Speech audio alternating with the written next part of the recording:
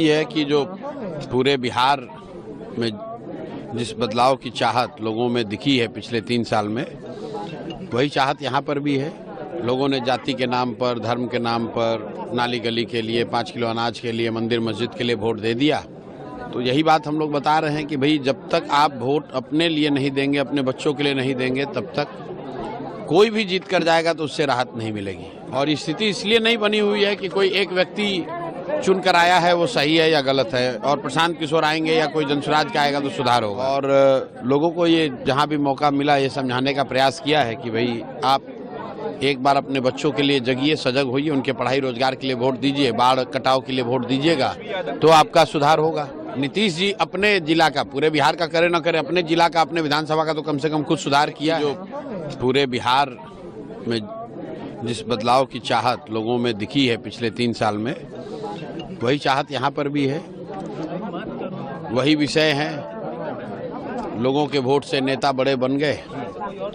लोगों ने जाति के नाम पर, धर्म के नाम पर, नाली गली के लिए, 5 किलो अनाज के लिए, मंदिर मस्जिद के लिए वोट दे दिया। जिस नेता ने भी वोट लिया तो वोट लेकर बड़ा बन गया। और जो लोग हैं उनकी अपनी जो हालात हैं, उनके बच्चों की जो दुख तकलीफ है, उसमें कोई परिवर्तन नहीं है। वो नेता चाहे सामान्य विधायक है, मंत्री है, या राघोपुर के केस में मुख्यमंत्री, उप मुख्यमंत्री है। तो यही बात हम लोग बता रहे हैं कि भाई जब तक आप वोट अपने लिए नहीं देंगे, अपने बच्चों के लिए नहीं देंगे, तब तक कोई भी जीत कर जाएगा तो उससे राहत नहीं मिलेगी। राघोपुर में लोग बता रहे हैं कि अभी 3 महीने लोग बाढ़ में फंसे हुए थे, कोई देखने नहीं आया। पूरा कटाव बहुत बड़ा मामला है। लोगों को ऐसा लग रहा है कि जमनिया के बाद शायद राघोपुर के कुछ गांव डूब सकते हैं, लेकिन कोई सुध लेने वाला नहीं है। यहाँ डिग्री कॉलेज नहीं है, पढ़ाई नहीं है, रोजगार नहीं है, सड़कों की दुर्दशा है। तो ये कोई आज नहीं है, आज हुआ ऐसा नहीं है। ये दशकों से स्थिति बनी हुई है। और स्थिति इसलिए नहीं बनी हुई है कि कोई एक व्यक्ति चुन कर आया है वो सही है या गलत है, और प्रशांत किशोर आएंगे या कोई जनसुराज का आएगा तो सुधार होगा। स्थिति इसलिए है कि लोग 5 वर्षों तक इतनी दुख तकलीफ में जीने के बाद भी कल जब वोट होगा तो ये अपनी बात भूलकर, अपना तकलीफ भूलकर जाति धर्म के नाम पर वोट दे देंगे। तो आज यही देखा है।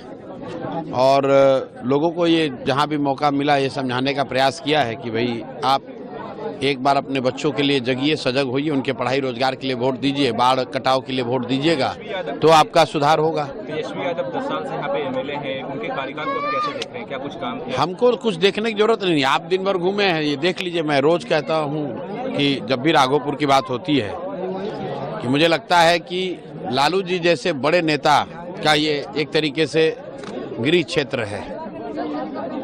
राज्य के मुख्यमंत्री और उप मुख्यमंत्री का विधानसभा क्षेत्र इतना पिछड़ा पूरे देश में कोई नहीं होगा। मैंने बिहार का भी जिक्र किया, अभी नालंदा का। सारे कमियों के बाद भी नालंदा को अगर आप हरनौत की तुलना करेंगे राघोपुर से तो जमीन आसमान का फर्क दिखेगा। तो अगर इसी व्यवस्था में नीतीश जी अपने जिला का, पूरे बिहार का करे न करे, अपने जिला का, अपने विधानसभा का तो कम से कम कुछ सुधार किया है, तो राघोपुर में भी वो सुधार हो सकता था। तो कहीं न कहीं जो मूल बात है कि जो नेता जीत रहे हैं उनके मन में ये डर ही नहीं है कि हम काम नहीं करेंगे तो जनता हमको वोट नहीं देगी। क्योंकि विकल्प के अभाव में लोग लालू जी के डर से भाजपा, भाजपा के डर से लालू जी को वोट देते रहे हैं। अब जनसुराज की एक नई व्यवस्था बनी है, नया विकल्प आया है, और हम लोग का विश्वास है कि बिहार की जनता इस बार सजग होगी अपने बच्चों के लिए, अपने लिए, अपने बच्चों के भविष्य के लिए और अपनी रोजमर्रा की समस्याओं के लिए। अगर होंगे तो सुधार होगा, नहीं होंगे तो ये जो दुर्दशा चल रही है इसे आगे चलता रहेगा। आप लोगों से मिलकर अभी प्रॉमिस किया कि हम एक परिवार को एक नौकरी देंगे। उसको कोई उसको उसका ना कोई कहा कि मेरे पास विजन है, मैं दूंगा ना। तो वो हाँ तो ठीक है। 78 साल के बिहार की देश की आज़ादी के बाद बिहार में 26 लाख के आसपास लोग नौकरी करते हैं, और उस 78 साल में 18 साल तो तेजस्वी यादव और राजद की सरकार रही या उस सरकार के बड़े हिस्सा रहे हैं। तो अगर 18 साल में आप कुछ लाख जॉब देने का, उन्हीं की बात अगर मान ले तो 4-5 लाख जॉब आपने दिया है, तो अगले 2 साल में आप 3 करोड़ नौकरी दे देंगे। इसका तो बस एक ही मतलब है कि या तो आप मूर्ख हैं या सबको मूर्ख बनाने की कोशिश कर रहे हैं।